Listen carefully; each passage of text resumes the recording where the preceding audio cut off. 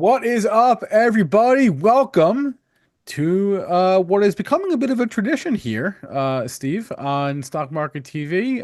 We're going live to talk about your trades because you've been crushing it so much. We thought we would have to come back live again and tell the people about what you've been doing. So I am Spencer Israel, Stock Market TV. That's Steve Strazza, Chief Market Strategist at All Star Charts. He also runs the Breakout Multiplier strategy. And Steve, you and I did this. We went live like a month ago because you were all about buying puts and it was working for you, and that was great. And then a funny thing happened on the way to the bull market. You started buying calls again, and that's also been working. So that's what we're going to talk about today. Do I have that right? It's a repeatable process, believe it or not, Spencer. It's built to thrive in any market. That's the name of the game. All right, chat, tell me if we are good to go. Everyone seeing us? Are you hearing us? Yes, good. On we go. Steve, first off, this is I think a recap of you. You've had quite the eventful year Yeah. from a positioning standpoint. You came in bullish, obviously it was a bull market. You switched again, and all the while you've been just printing money. So let's talk about that. Lucky for me, I'm happy to talk about Breakout Multiplier. I could talk about Breakout Multiplier all day, any day, because the truth is, I'm more proud of this than anything I've ever done. This is my Wow. brainchild. It's personal to me. It's taken me 10, 15 years to build this system out, and now I get to share it with the world. So coming on and getting to talk about it and have these live shows, I think is just a blast for me. So how did we do this? Okay, start the year bullish. We're buying calls, doing different things. We're doing a lot of non-correlated trades as the year started to progress because things started to get dicey. February.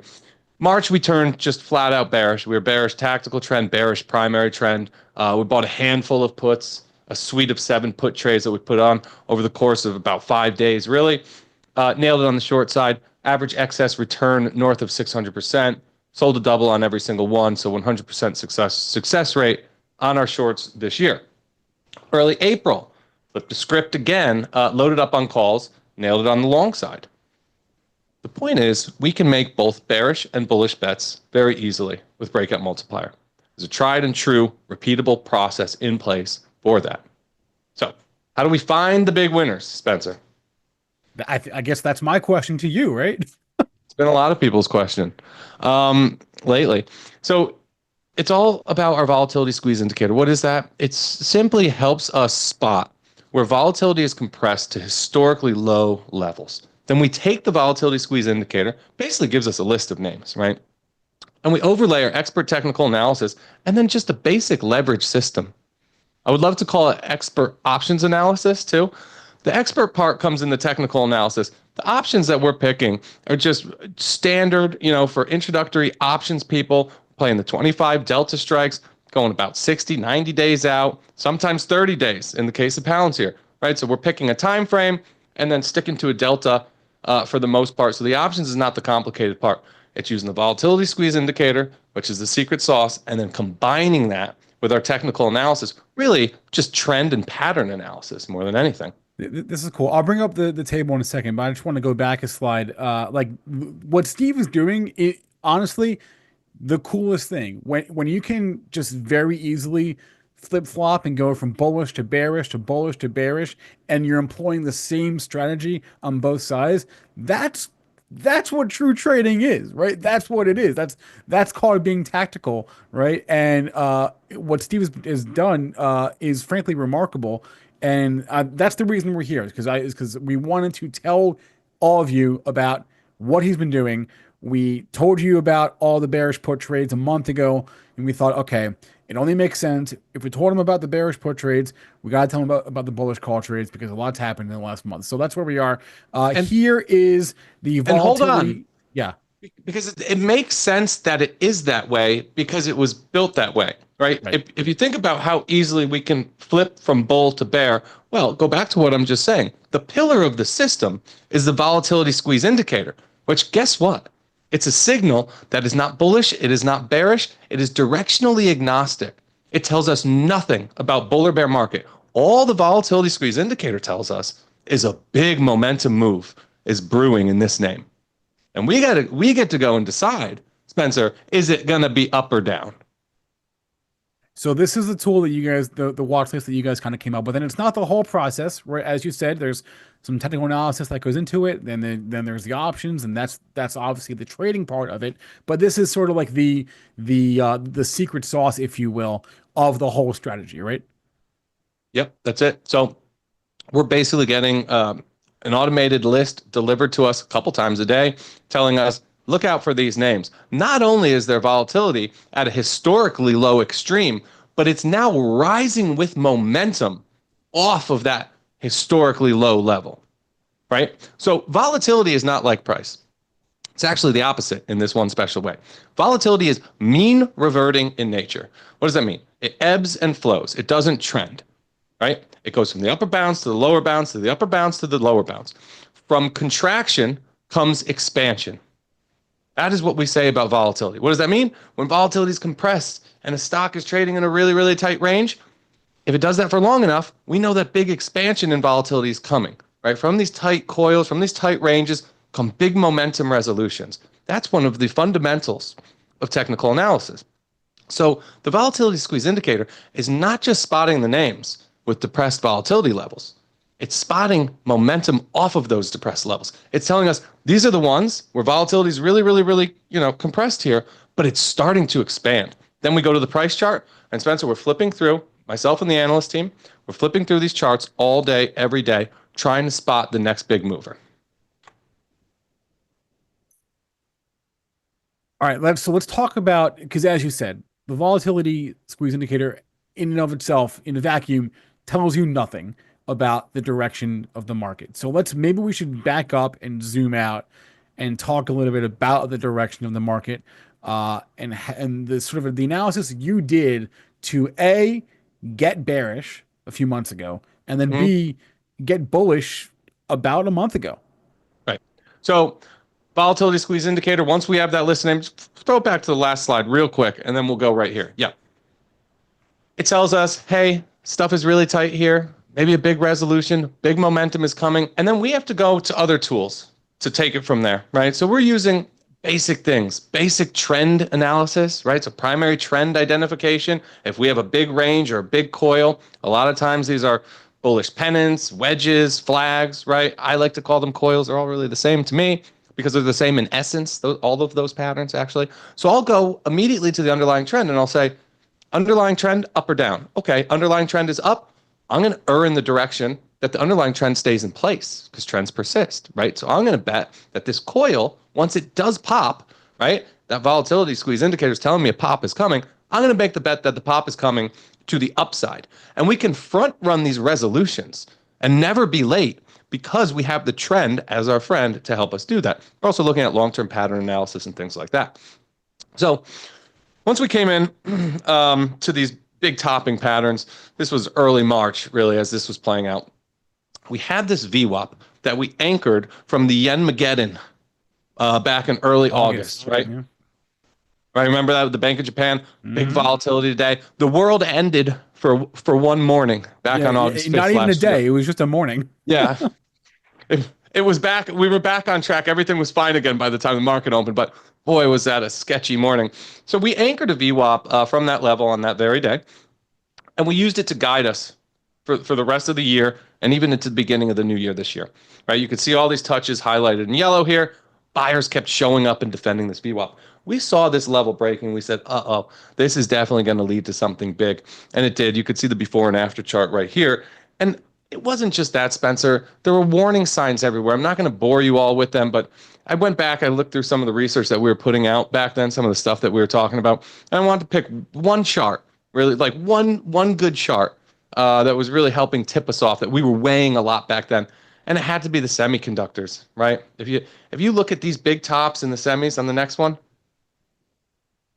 I mean, a massive, massive multi-year top in the most important, most risk-on stocks in the world relative to the broader market. Let me tell you something about semiconductor Spencer. They are the outperformers in the best bull markets, right? So to see them lose that leadership, complete this massive distribution pattern, that was definitely a really, really bearish data point. And then we saw the same thing on an absolute basis. So this was just one of many things that kind of tipped us off, had us leaning bearish. We wrote all about it. That's shown on the next slide. And then we knew exactly what to do. We were monitoring these warning signs. We were tracking them the whole way. So we were early to our put entries. We turned bearish before the rest of the world turned bearish in March when everything was collapsing. Picked our spots, were patient, and we sold doubles in a matter of days in almost every one of these. Actually, Yeah. before we So get to that, if I go back to this slide for a second, it's not as if Steve knew that like Liberation Day was coming. There's going to be all these new tariffs. It wasn't even about that. It wasn't about the no, tariffs or the trade war. Nothing to do with that. Actually, that was just convenient for crazy to Steve, think that right? our bearish thesis, Spencer, had nothing to do with Liberation Day. You're right. That's right. You're right. We So, weighed okay. Liberation Day 0% in our analysis. So, Um, so Steve did some analysis. He's like, okay, our appetite for risk is waning. We're getting bearish here. Let's take that mindset. Let's grab the volatility squeeze indicator. Let's find some trades. And this is what the result was.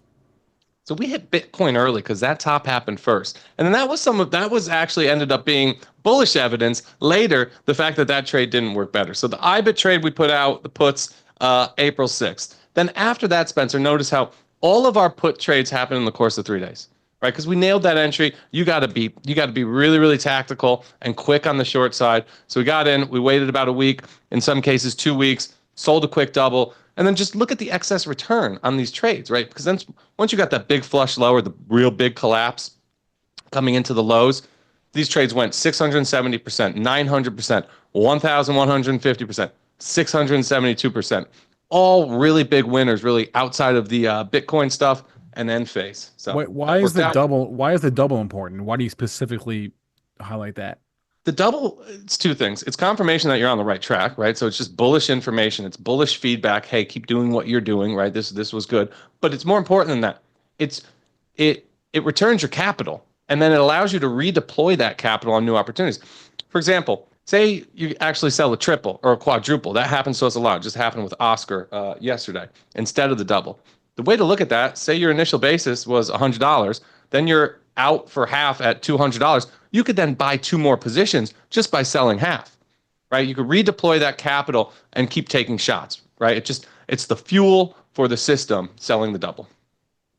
And it's also just playing with free money at that point, Free right? money. It's Yeah. a psychological, it's a trader psychology hack in a sense that once you sell the double, it frees your mind and it allows you to let your winners ride. You're so much more likely to let your winners ride when you know in the back of your mind, no matter what happens Can't here, I'm can't good. lose. Can't It's the lose. most powerful feeling I've ever had in the market, right? It's a superpower knowing I'm not going to lose. I'll hold this thing in earnings. What do I care? That's how you get 20 baggers. That's a really good hack because you can have a 20 bagger without a 2 or 3 bagger, and it can be really hard not to sell and a 3 bagger, right? But And if it's you the want, outliers that make it work at the end of the day, right? Hitting those consistent home runs is really what makes the system work. So selling the double is really that trick that allows us to let our winners ride, get the outliers, and really to let this system cook for us. So look at a couple examples just of these tops, right? And I want to focus on the volatility squeeze indicator because, right, I want to keep going back to the repeatable process that we're employing here because it's so important that people understand this. If the repeatable process and our volatility squeeze indicator resonates with you, the system's going to make a lot more sense. You're going to pick it up. It's going to work for you, and you're going to learn while you're doing it really quickly. So look at the volatility squeeze indicator in the lower pane here for the biotechs. We see it at a depressed level. We're waiting for it to cross over. We see a perfect distribution pattern and a little short-term coil, which you could see way at the lower bounds here in this chart where the red circle is. Volatility squeeze indicator crosses over, we get short, and then show the next chart. That's the before and after. Look at that volatility expanding, absolutely blowing out. That's something we're so used to seeing. It's like think of it like a MACD crossover for volatility. Then we're just simply overlaying trend and pattern analysis on top of it. The volatility indicator also takes into consideration momentum. It's how it fires and crosses over. It needs momentum. So there you go. Nice crossover for the biotechs. Micron was similar, right? So we went right to the scene of the crime. Like I was just talking about, semiconductors were one of the worst looking areas. So we found a vehicle in the semiconductor space. That was Micron. See that volatility squeeze indicator depressed, coming off a very low level. Next chart. Bang. So I think we paid 265 for those puts. They went on to be worth almost 20. In the case of biotechs, we paid about 120. They went on to be worth 15. These trades happened over the course of 2 weeks. Then, Spencer, we said, we're changing our minds. We came on, we were talking to our members, our weekly live strategy event. I said, guys, we're not pressing shorts here. It's time to nail the turn. Take your profits in the puts, feed the ducks, pay yourselves. Great trades. It was really this indicator. This is my favorite bottoming signal. So once the percentage of stocks above their 200-day moving average plunges below 15% and then recovers and hooks back above it, and we just kissed it out here this cycle.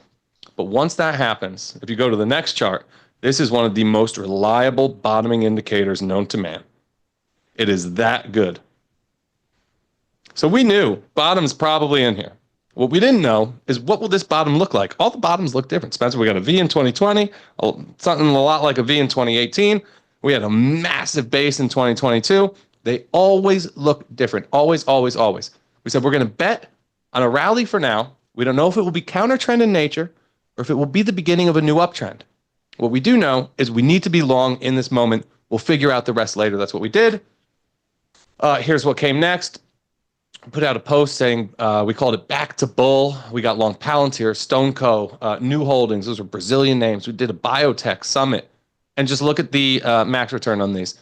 1,000%, 350%, 300%, 450%. Sold fast doubles in just about every one.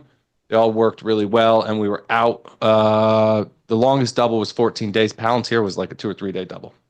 Actually, something else I wanted to add, if I can go back to all these examples, the XBI, the Micron, Steve, is it a fair analogy to say that like these stocks or ETFs in the case of XBI, they were already staring over the edge of the cliff, and Oh yeah, then Liberation Day just gave it just a little push, just a little push. That's all it took, and and then yeah, kabam, you see right? it a lot. The Right. patterns were perfect. The patterns, I mean, perfect. And then yes, Liberation Day or whatever the tariff stuff was the catalyst to complete those patterns and give us some fierce reaction legs to the downside. Yep. Okay. And then with regards to the bottoming, what you said is obviously very right. Every bottom is different, and just because the low is in, just because you stopped going down, you know this doesn't necessarily mean you have to go right back up, right? It could be Yep. a chop fest. But you said, okay, I understand that. I'm gonna sort of take my stand now, bet on kind of a V, which we've gotten, Yep. It was right? it it was more that, hey, an automatic reaction off the lows is coming. Whether it gets faded and turns back into a retest of the lows eventually, I don't know. We'll figure that out then, right? But it was Yep. just betting on some sort of explosion off the lows. Here's the performance in a bar chart format, so you could see just these outlier trades. They're very important. We need to make sure that we're getting them consistently, right? So we hit a nice outlier move with Palantir that ended up running more than 10x. Summit was really good too, more than 400%. And I'll tell you, this New Holdings is getting close to 400% out here today. That one's still running. StoneCo has earnings after the bell, so that could turn into an even bigger multi-bagger before we know it. If you look at the next table, this is showing the performance just in a slightly different format. You could see these stocks are just up tremendously off their lows. So we're looking for momentum names, relative strength, risk on. We're looking for offense, right? When we play like a big leg higher like this. So let's check out some before and after charts, Spencer. Here's Palantir. Again, guys, focus on this volatility squeeze indicator. What a signal this gives us. So you see Palantir, volatility had compressed to its lowest level since last year. Coming off the lower bounds of its range, we have the VWAP anchored from the pivot highs. Palantir is showing such impressive relative strength as this is happening. And we're saying to ourselves, could there be a better vehicle right now to play a major, major bounce in the market than the best stock in the market this whole cycle? No, there was not a better vehicle. Look at what happened to that volatility squeeze indicator. Once the buyers came into this name, that volatility expansion came in the form of upside momentum, right? So we're using trend analysis, pattern recognition to pick a direction when the volatility squeeze indicator tells us a big move is coming. Show the next chart. I mean, you're already buying calls, so you're already going risk on, and you're buying calls in a extreme risk on stock like Palantir, right? So Mhm. if it's gonna move, it's gonna move, right? Because This breakout multiplier is not for your IRA or your retirement account, Right. Spencer. Breakout multiplier is so that you can make sure that you feel good about how you traded your highest conviction themes in the market. When I love a theme so much, I cannot buy enough of it. It's always literally impossible for me to get enough exposure. Breakout multiplier helps me do that, right? Common stock isn't going to get that done. I go to the options market and I make sure in the event that I'm right about this theme, I'm going to make as much money as I could, right? I'm I going to think they make hay call while the that. sun is shining. I was gonna say they call that making hay while the sun is shining. And so okay, that was Palantir Summit. This is the same story, right? Because it's biotech, and those things have juice, right? Such a sketchy vehicle. When I checked the options chain for this one, Spencer, you should have seen the smile on my face. I said, "Oh my God, it's liquid. Let's go." So they came out with some FDA news. You always get some, catalyst like this for the multi-baggers with earnings or a drug announcement. Stock went crazy, popped really hard. We came on, we told all of our members literally that day, we sell into these things. It was some sort of like crazy China drug announcement too, so it flopped the next day. We take our money off the table and then we redeploy that into new opportunities. So Summit worked great, and I love the way that the volatility squeeze indicator just soared higher. It's a great example. One more, Brazil. A little Brazil for you. This one looks so good today. This is New Holdings, one of the coolest growth stories in emerging markets right now. The volatility squeeze indicator was very depressed. We had a really nice pattern playing out here. We got involved, and you can see what happens next. Oscar, even better example. Set up so nice, had to buy the calls twice in this one. So we actually rolled this position just last week because it was still there. Oscar was holding up. It was refusing to break down from this top, never got follow through. So we said this one's got scoop and score written all over it. Momentum hasn't been oversold in like a year in this stock. So the fact that the bears couldn't take it, especially in this environment, we said there's something there. And as it turns out, there was something there. The company reported earnings earlier this week, popped 30% on it. I think another 5% out here today. We sold a quadruple, and we still have half for a free ride. And again, as with the put trades and the liberation, it's not about the news, right? It's about putting yourself in a position to benefit from the news, right? Yep. Before the news hits, before the earnings report. That's And that's what matters. and we're doing so much intermarket stuff. We're obviously combining that and considering that, right? So this was a short dollar vehicle, right? We had the dollar flight situation. It was very clear people were out of dollars. Currencies around the world are ripping against dollars. When I think of short dollars and long emerging market currencies, I'm thinking of Brazil. Brazil really gives you the juice. That Brazilian real, man, when it moves, it moves. And these stocks, these ADRs that you have to sell dollars and buy real in order to buy on their local marketplace, they're going to give you that juice with the real with it. Okay, so this is a chart of this is a daily chart of SPY. This is right now. This is as of like today. This is it for us, So if we're talking about next steps and what we're doing moving forward, after that bottoming signal fired for us, we dropped this VWAP, the lower blue line here. We dropped this VWAP from the lows, and we said as long as we're above there, benefit of the doubt, right? We're getting a rally. We're in rally mode. We're going to be long. And we said, if God forbid we get above that other blue line, so that's the VWAP from the all-time highs, then bulls are back in control across time frames. And America, the US indexes, are probably going to start looking more and more like overseas indexes, stuff like EFA and these European indexes that are already trading back to new cycle highs. Some of them are making new all-time highs out here. I think the US is going to follow. I think to think that the US wouldn't follow is a little bit crazy. So as long as we're above this VWAP, this top blue line, the VWAP from the all-time highs, we're going to be very aggressive. Very, very, very aggressive. Okay, so step one, determine the bias. The bias is still bullish. Step two, find the names, right? And this is where you go back to the volatility. Yep. So today we bought the June 20 Okilo calls. I just want to make sure I have the exact details and don't misspeak here because we're going to give you guys a free trade today. So speaking of risk on, right? Speaking of offense, go on back to that volatility squeeze table, Spencer. Yep. Right, so this one's been on it. It's been popping up. You can see Okilo down on the bottom here, along with some of the other what I call new nuclears, right? Like New Scale, SMR. I'm surprised NNE, yeah, NNE is on here too, nano nuclear, right? So it's a theme. All these stocks are really tight. They're really coiled up here. They look great. They've been some of the best stocks in the market. If you look at the Okilo chart now, this thing's gone from what, $5 to $50 earlier this year, just off of the lows from last fall, right? So this is a big leadership name this cycle. And then it's holding up and showing resilience through the sell off as much as anything. We drop a VWAP from the all-time highs there from just a few months ago. It's actually a big VWAP area in general right here. I love this little base. It reminds me of the Brazilian stuff we were buying a few weeks ago. I think you're going to pop and this one's going to rock out of this coil. And it has earnings coming up too. So this setup could just be so absolutely juicy. We went all the way out to June just to give it enough time to dance a bit. We bought the OKLO June 20th, 35 strike calls. We paid about $1.65, and that was just about an hour and a half ago. And this is also the beauty of the strategy. A lot of people will see earnings and say, "Oh, I want no part of this until earnings. The volatility is too crazy. I'll wait till afterwards." But that's what the call. That's what the options do, right? They limit your risk. Your risk Why wait? is already defined. Why wait? Why wait and get in after a big move, Spencer, when you can get in and enjoy the gains from that big move? Yep.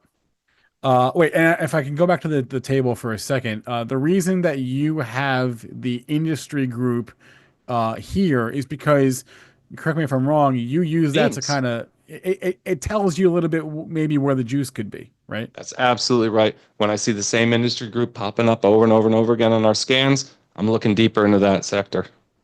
Now these are all juicy stocks. Everything on here has got the juice, but you know when Yes. Steve sees a name like Rigetti, right, I mean, or Joby Aviation, right? He knows in his head, he knows typically which groups have the juice, right? So it absolutely. you know maybe a biotech has more juice than a broadcasting company, right? That's just kind of the way it is.